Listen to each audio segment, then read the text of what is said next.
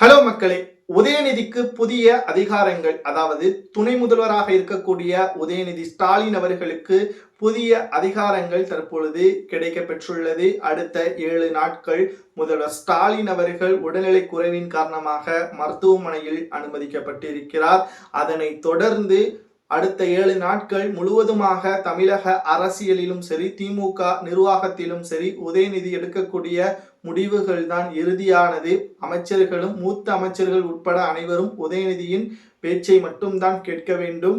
குறிப்பாக 234 தொகுதிகளில் ஸ்டாலின் அவர்கள் எந்த தொகுதிகளில் மட்டும் பிரச்சாரம் செய்ய வேண்டும் என்பதையும் உதயநிதி தெரிவித்திருக்கிறார். எல்லா பக்கமும் ஸ்டாலினால் வர முடியாது என்பதை தற்பொழுதே வெளியிடப்பட்டுள்ளது. குறிப்பாக 2026 சட்டசபை தேர்தலில் 2வது முறை முதல்வராக ஸ்டாலினா அல்லது உதயநிதியா என்று பார்க்குமேயானால் நிச்சயமாக ஸ்டாலின் தான். ஆனால் அதை ஒட்டுமொத்த மக்களையும் வெற்றியடைய வைப்பதற்கும் மீண்டும் திமுகவை அரியணையில் அமர்த்துவதற்கும் உதயநிதியின் திட்டங்கள் தான் அதை சாத்தியப்படுத்தும் என்பதற்கேற்ப தற்பொழுது செய்திகளை நம்மால் பார்க்க முடிகிறது. ஏனென்றால் எந்த தொகுதியில் எப்படி பிரச்சாரம் செய்ய வேண்டும், எந்த நேரத்தில் பிரச்சாரம் செய்ய வேண்டும் என்பதை உதயநிதி திட்டம் போட்டுள்ளார். மிக மிக முக்கியமானது, ஊழல் வழக்கில் இருக்கக்கூடிய அமைச்சர்களும் மிக பெரிய அளவிலான மக்களுக்கு தொந்தரவு செய்யக்கூடிய நிர்வாகிகளும் தேர்தலில் போட்டியிட முடியாது என்பதை உதயநிதி அவர்கள் தெரியப்படுத்தியுள்ளார். அதற்கான பட்டியலையும் தயார் செய்திருக்கிறார். இதில் மூத்த அமைச்சர்கள் உட்பட பல பெயர்கள் இதில் இடம்பெற்று இருப்பதாகவும் தகவல்கள் கிடைக்கப்பெற்றுள்ளது. பொறுத்திருந்து பார்க்கலாம் யாரெல்லாம் தேர்தலில் போட்டியிடுகிறார்கள். குறிப்பாக உதயநிதி அவர்கள் இளைஞர்களுக்குத்தான் அதிக அளவு இந்த முறை வாய்ப்புகளை வழங்குவார். ஏனென்றால் கள அரசியலை பொறுத்தளவிற்கு உதயநிதியா அல்லது விஜயா என்பதுதான் இப்பொழுது மிகப்பெரிய அளவில் மோதலை ஏற்படுத்தியுள்ளது.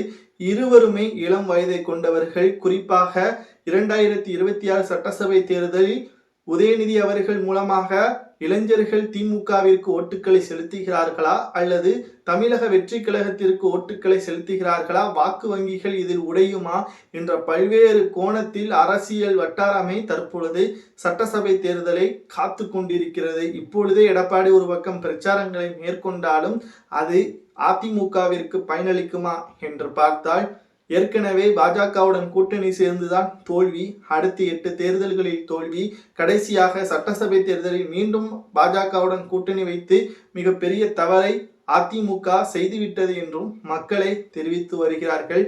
ஆனால் இறுதியான முடிவு மக்கள் கையில் தான் இருக்கிறது.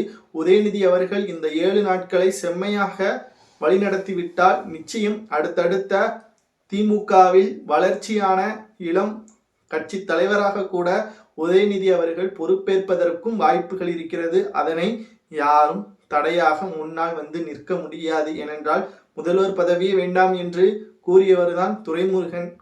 குறிப்பாக துணை பொதுச் செயலாளர் பதவியில் இருந்து கூட பொன்முடியை நீக்கிய போதும் கூட அமைதியாக இருந்தவர்கள் தான் மற்ற அமைச்சர்கள். கடைசியாக ஸ்டாலினுக்கு பிறகு தலைவர் பதவியில் உதயநிதி வருவாரா என்பதை பொறுத்திருந்து பார்க்கலாம். அதற்கு அவர் தகுதியானவரா என்பதையும் மறக்காம கமெண்ட் வாயிலாக கூறுங்கள். வீடியோவில் ஏதேனும் தவறுகள் இருந்தால் கமெண்ட் வாயிலாக தெரிவிங்கள். அடுத்த வீடியோவில் திருத்திக் கொள்வோம். நன்றி.